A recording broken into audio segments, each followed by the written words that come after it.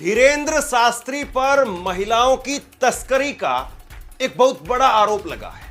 उनके आश्रम की सेवादारों से कह रही है कि इन्होंने जबरन हमारे बाल पकड़ पकड़ करके हमें एम्बुलेंस के अंदर ठूसा। आज हम आपको दिखाएंगे कि कैसे ईसाइयों पर झूठा आरोप लगाने वाले धीरेंद्र शास्त्री के ऊपर बड़ी कार्रवाई हो चुकी है। पहले आप सभी उस वीडियो को देखिए, फिर हम आपसे बात करते हैं। जिस तरीके से उन्होंने अपने कार्यक्रमों के जरिए अपने आप को पेश किया, एक बहुत बड़े बाबा, एक ऐसे बाबा जिनको प्रधानमंत्री नरेंद्र मोदी कहते हैं कि ये धीरेंद्र शास्त्री मेरे छोटे भाई। अब कायदे से तो जब देश के प्रधानमंत्री किसी शख्स को अपने छोटे भाई के तौर पर ऐसे सार्वजनिक मंच से बुलाएं, तो फिर बाद में किसी पुलिस की या किसी महकमे की क्या हिम्मत हो सकती है कि उस आदमी पर उंगली उठा दे या उस आदमी को छू भी ले। लेकिन ऐसे में फिर यह आरोप कैसे लग गया, और क्या वाकई इस आरोप में कुछ सच्चाई है या फिर ये महज सिर्फ और सिर्फ मनगढ़ंत बातें हैं?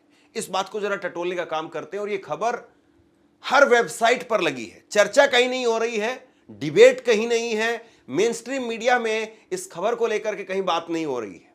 अगर कोई मुस्लिम धर्मगुरु होता, उसके आश्रम की अगर एम्बुलेंस में अगर 13 महिला मिलती, तो हो सकता है कि अभी तक तो कई सारी एंकर उस आश्रम की गुफाओं में घूमती हुई दिखाई देती।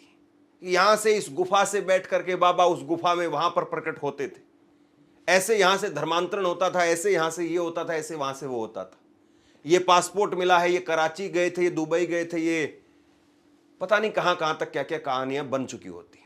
लेकिन धीरेंद्र शास्त्री को लेकर के जो दावा किया गया है, पहले मैं आपको वो बता देता हूं। प्रोफेसर रविकांत है, जाने माने नाम है, मोदी सरकार के खिलाफ मुखर होकर के अपनी बात कहते हैं, तकरीबन हर मुद्दे पर बोलते हैं, अलग अलग चैनलों पर आपने उनको सुना भी होगा। उन्होंने 2 ट्वीट किए और ट्वीट में जो आपको दिखाता हूं, और अभी भी ये ट्वीट इनके ट्विटर हैंडल पर मौजूद है। क्या लिख रहे हैं जरा देखिए। धीरेंद्र शास्त्री को लेकर के उन्होंने एक वीडियो ट्वीट करते हुए लिखा है, और ये वीडियो इन्होंने ट्वीट किया है 31 जुलाई 2025 को। इसको थोड़ा एडिट भी किया गया बाद में उन्हीं की तरफ से, लेकिन ट्वीट डिलीट नहीं किया गया। और इसमें लिखा है कि नॉन बायोलॉजिकल प्रधानमंत्री नरेंद्र मोदी द्वारा घोषित छोटा भाई धीरेंद्र शास्त्री धर्म की आड़ लेकर महिलाओं की तस्करी कर रहा है। इसकी गहन जांच करवा करके दोषी पाए जाने पर धीरेंद्र शास्त्री को फांसी होनी चाहिए। यह बात प्रोफेसर रविकांत ने कही है। अब इस बात के मायने बहुत ज्यादा हो जाते हैं। ये वीडियो सबसे पहले आप देखिए, इस वीडियो को देखिए, इस वीडियो के हाव भाव देखिए, बॉडी लैंग्वेज देखिए, और इस वीडियो के अंदर 2 महिला सेवादार दिखाई दे रही हैं। एक महिला सेवादार जिनका नाम मीनी बताया जा रहा है, मीनी, और दूसरी एक और महिला सेवादार है।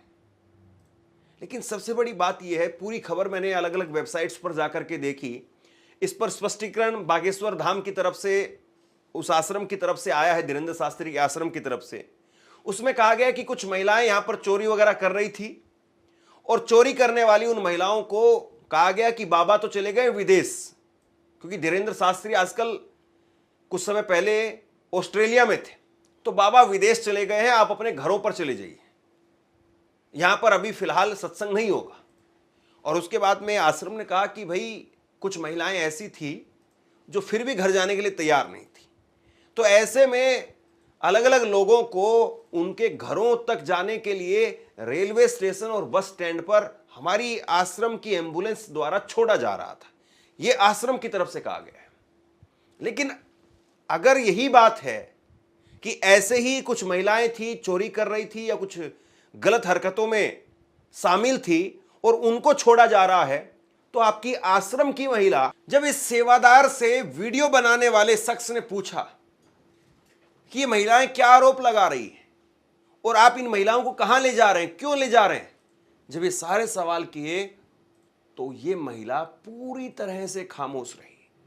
और उल्टा जो साथ में दूसरी सेवादार थी, उसने कुछ बोलने की कोशिश भी की, शुरुआत में कुछ जानकारी दी भी कि हम तो आश्रम की सेवादार हैं, लेकिन बाद में इस महिला ने दूसरे सेवादार को भी चौड़ी आंखें करके, यानी डराने की स्थिति में आकर के और हाथ ऐसे दिखा करके खामोश करा दिया।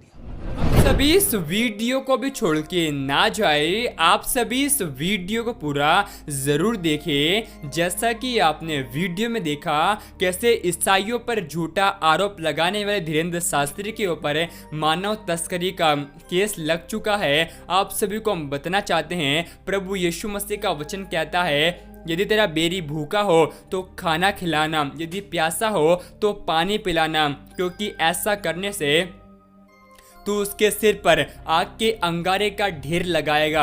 आपको हम बताना चाहते हैं कि आप सभी धीरेंद्र शास्त्री के लिए प्रार्थना करें कि उनका जीवन भी बदल जाए, क्योंकि हमारा यीशु मसीह दुष्ट के मरने से कुछ भी प्रसन्न नहीं होता है। और हमारा यीशु मसीह इस जगत में धर्मियों को बचाने के लिए नहीं बल्कि पापियों का उद्धार करने के लिए आया है। एक समय आप भी यीशु मसीह का विरोध करने वाले थे, लेकिन जब यीशु मसीह की दया आपके जीवन के ऊपर आई, आप यीशु मसीह के भक्त बन गए। उसी प्रकार आप नहीं जानते कि जब आप मसीह विरोधियों के लिए प्रार्थना करोगे तो मसीह विरोधियों का जीवन भी सचमुच बदल जाएगा।